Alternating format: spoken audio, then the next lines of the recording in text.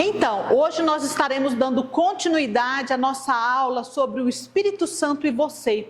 E hoje nós estaremos falando especificamente sobre os símbolos do Espírito Santo. Eu li uma história que diz o seguinte: eu vou no oceano pela primeira vez, no mar, e eu fico deslumbrada com aquela imensidão de águas. E aí eu vejo, coloco um pouquinho na minha boca e vejo que é salgado.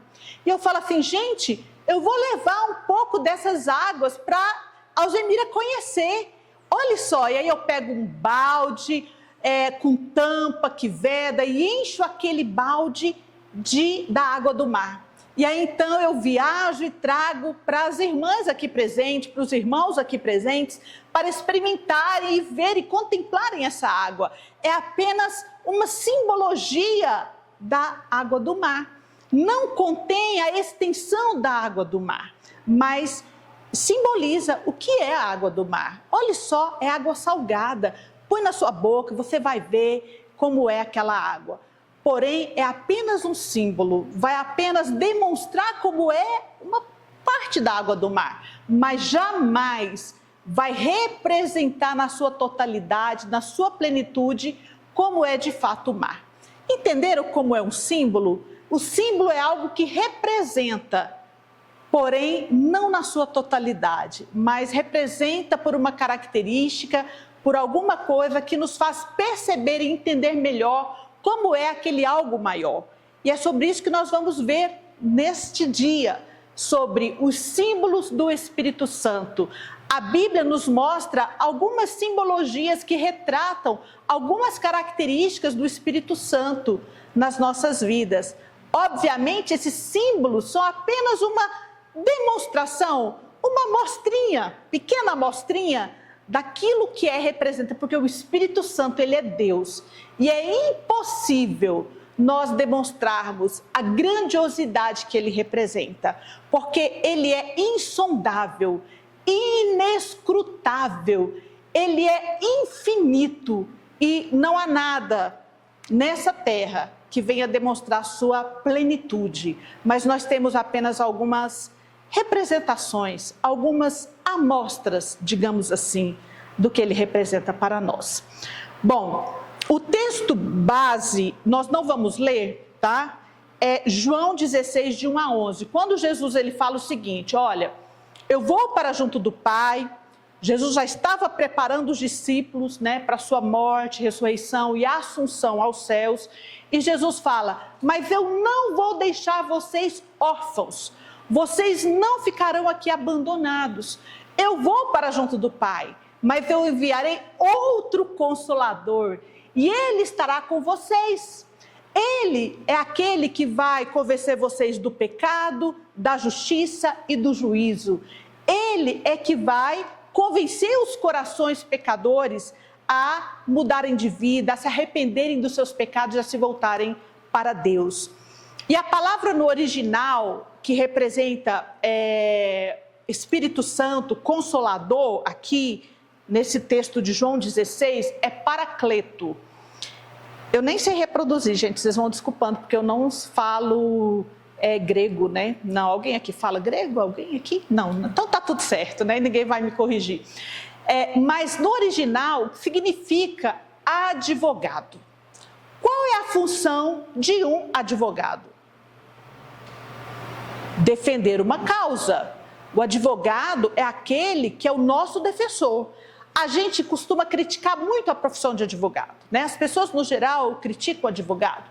Mas, queridos, quando a gente precisa de um advogado numa causa, a gente entende como é uma profissão importante e como nós precisamos de advogados servos de Deus para defender a nossa causa, para se colocar diante do juiz que vai julgar a causa e defender e expor ali toda a argumentação para defender o nosso direito e buscar ali ganhar o nosso direito. O Espírito Santo é esse advogado que nos defende juntamente, né, ao juiz supremo. Ele é aquele que intercede a nosso favor junto ao Pai, com gemidos inexprimíveis. Ele é aquele que, quando nós não sabemos orar, quando a nossa alma geme, quando nós ajoelhamos para orar e nós sabemos só chorar, Ele é aquele que diante do Pai, Ele traduz as nossas lágrimas e o nosso gemido diante do nosso Deus. Ele é o nosso intercessor, Ele é o nosso advogado, Ele é o nosso aliado, que nos encoraja, que nos fortalece, que nos anima. Quando nós falamos, Jesus, eu não estou dando conta, é o Espírito Santo que nos anima, você vai dar conta, você não está sozinho, eu estou ao seu lado. O Paracleto é aquele que está ao nosso lado para nos ajudar.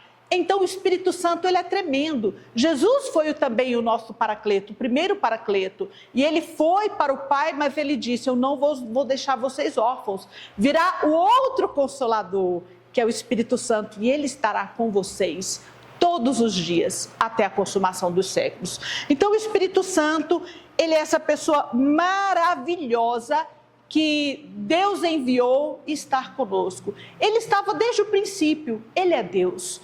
Ele pairava, o Espírito pairava sobre as águas, lá na criação. Ele estava desde a fundação do mundo e ele continua agora desenvolvendo o seu papel na Trindade, que é estar nos consolando, advogando a nosso favor, nos defendendo, nos ajudando, nos encorajando. Bom, o versículo-chave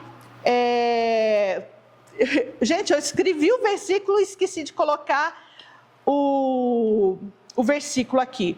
Mas diz assim, Deus nos selou e nos deu o penhor do Espírito em nosso coração. Ok, bom, as Escrituras Sagradas usa vários símbolos para representar o Espírito e nos ajuda a compreender melhor sua pessoa e a sua obra.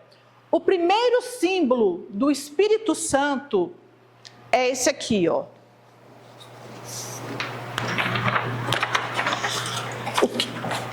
Dá para ver todo mundo?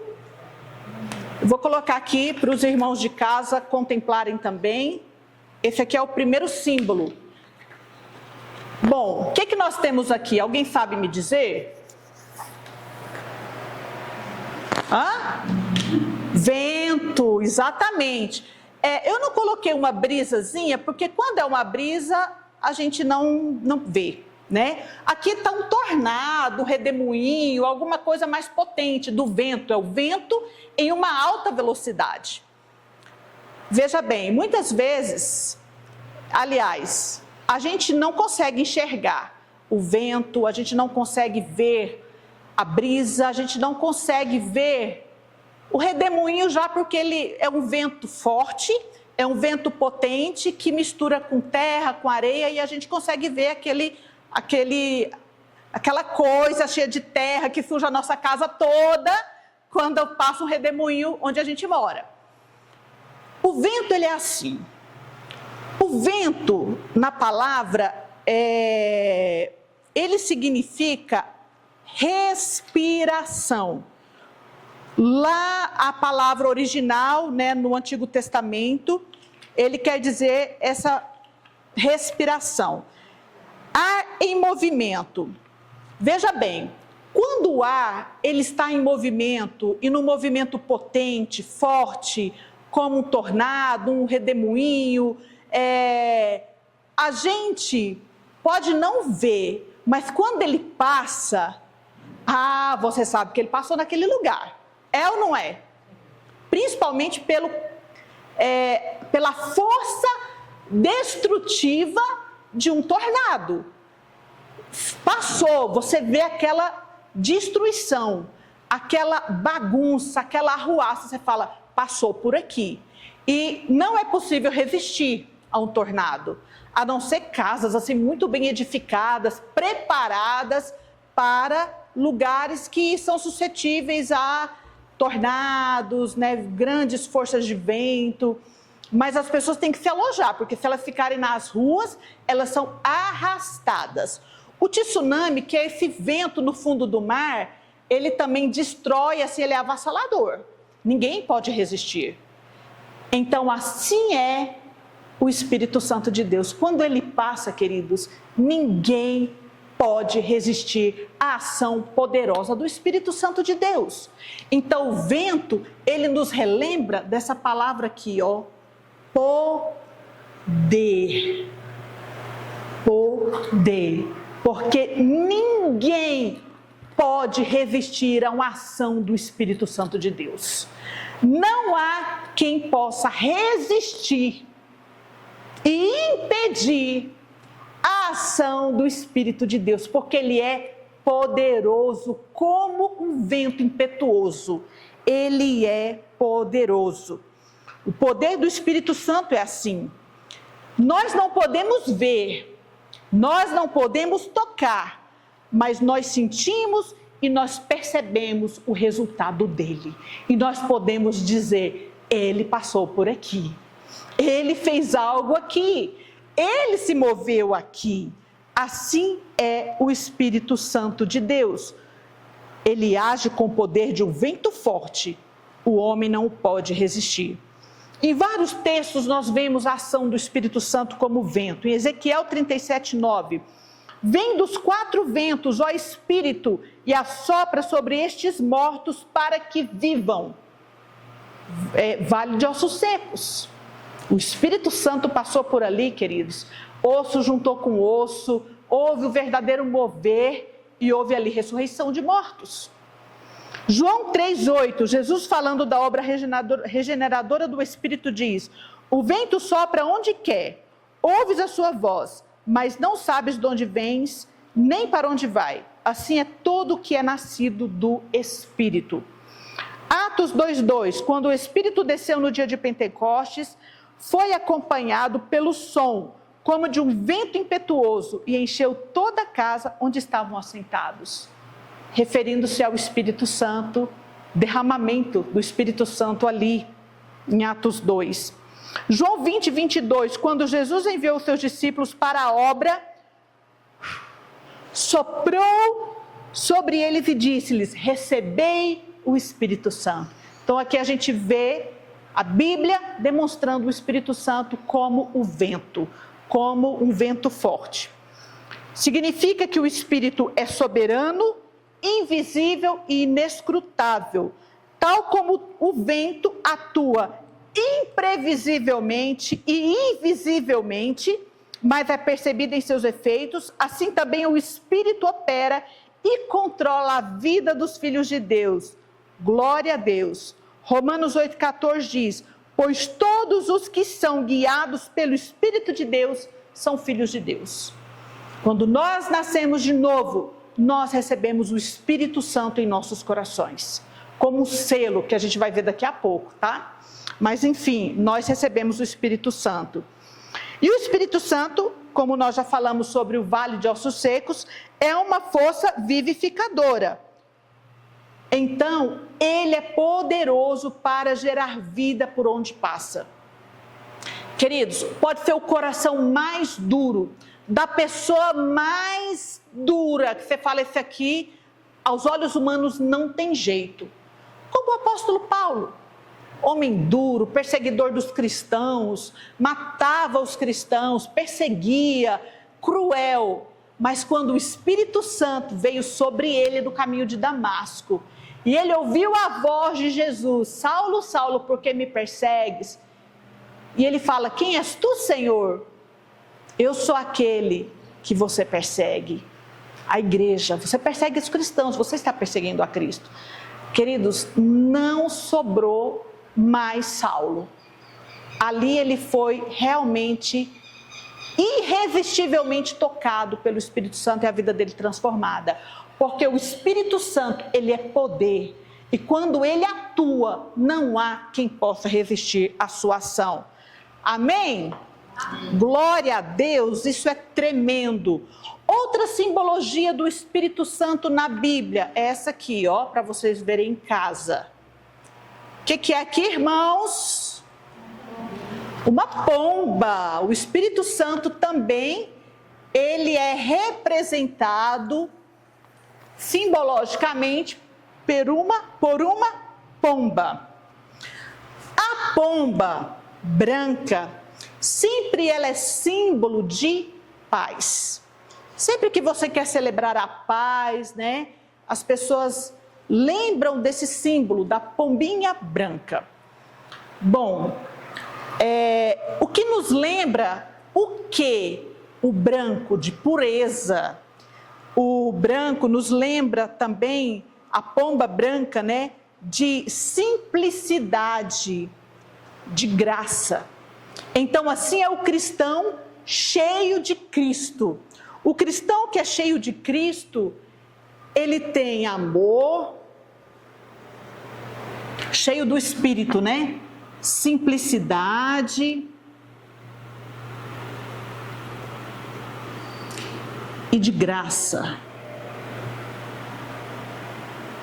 Aqui, mais uma vez, a gente relembra aquilo que a gente tem falado muitas vezes aqui na igreja, que arrogância, petulância é incompatível com aqueles que são cheios do Espírito Santo de Deus. Quanto mais perto de Deus nós estamos, mais cientes da nossa vulnerabilidade, da nossa pecaminosidade nós somos. Então a gente sabe que não é nada de nós mesmos, é tudo por Ele. Por isso nós temos que ser o quê? Humildes, simples, amorosos e graciosos para com o nosso próximo. E não implacável, duro, arrogante.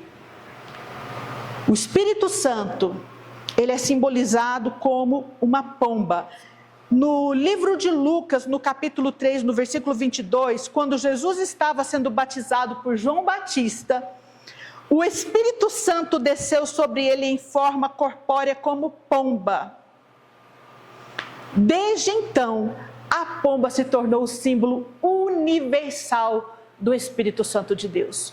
O Espírito Santo, ele é amoroso, ele é gracioso, ele é eterno, ele é doce, mas ele não é fraco.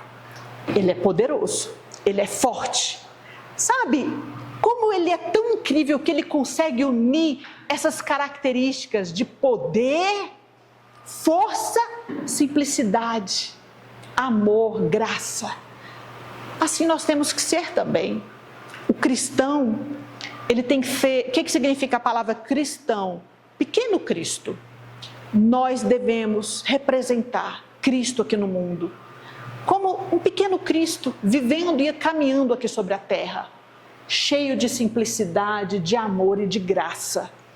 Bom, qual é o significado do símbolo da pomba? Representa amor, graça, simplicidade, pureza, e representa simplicidade e inocência.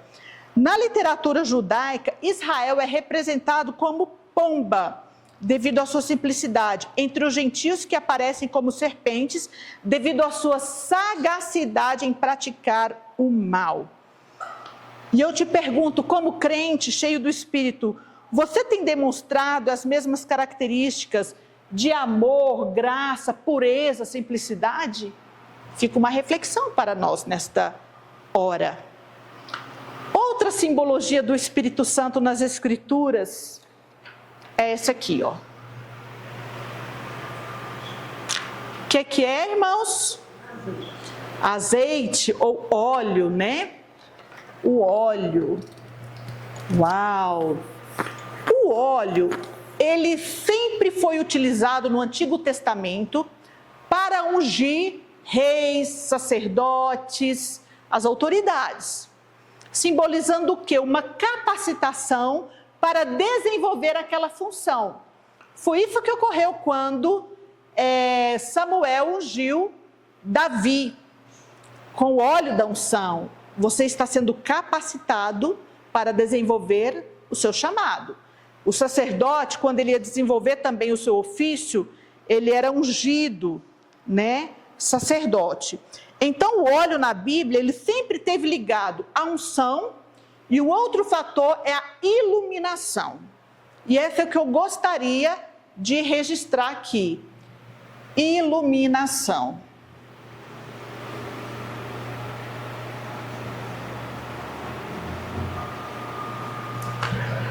Bom, o crente ungido pelo Espírito Santo, ele precisa brilhar. O crente ungido pelo Espírito Santo, ele precisa iluminar por onde ele passa.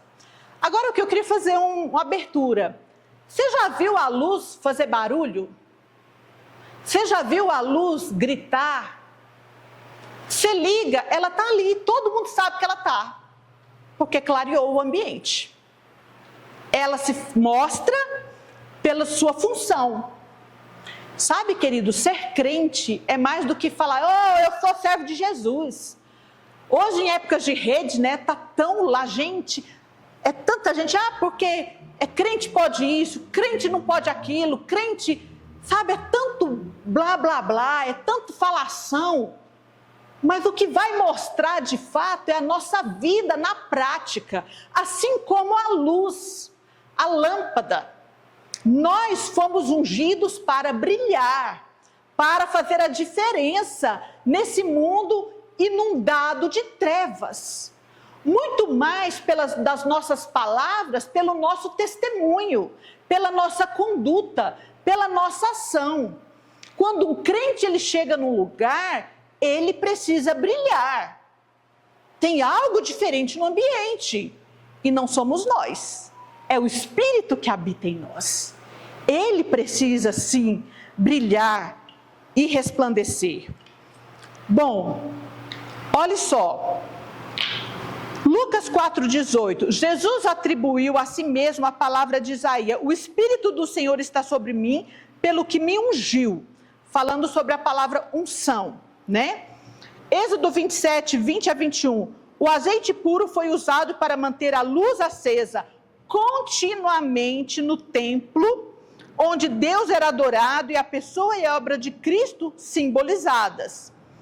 No Antigo Testamento, como eu já falei, o óleo foi usado para ungir sacerdotes, profetas e reis. Bom,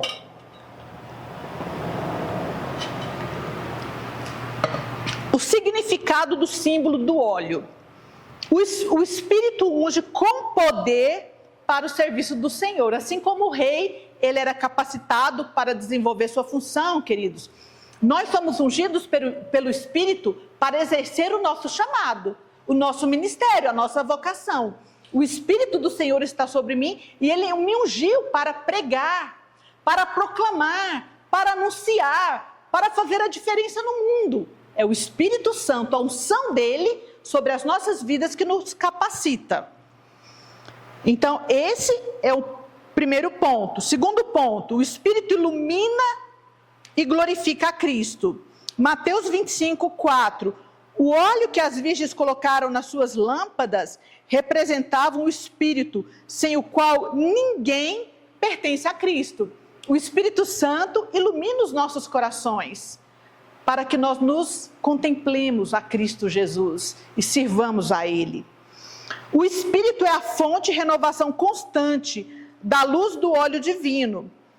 Zacarias, ele teve a visão do candelabro e do vaso de azeite. E no fim vieram estas palavras do Senhor: não por força nem por poder, mas pelo meu Espírito. Porque o Espírito, ele nos ilumina. Ele ilumina o homem em trevas para que veja a luz de Cristo e se volte para Jesus.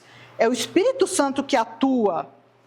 A unção do Espírito sobre nós traz alegria. Hebreus 1:9, por isso Deus, o teu Deus, te ungiu com óleo de alegria. A unção da alegria, da iluminação.